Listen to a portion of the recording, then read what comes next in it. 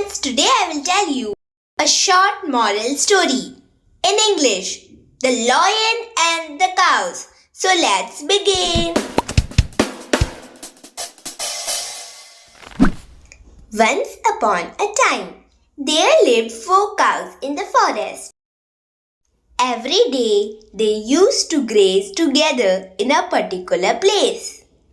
One day, a lion passed that way and saw the 4 cows. The lion went near the cows.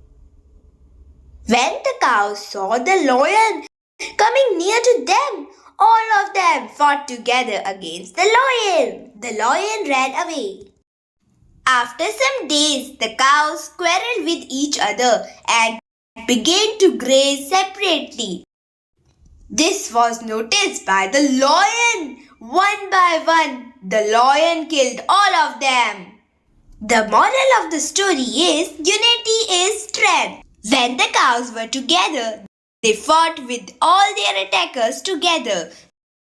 But when the cows fought with each other and started grazing separately, they one by one lost their lives. So, unity is strength. We must stay together. For more such videos, like, share, subscribe, school assignment, help. Bye bye to all of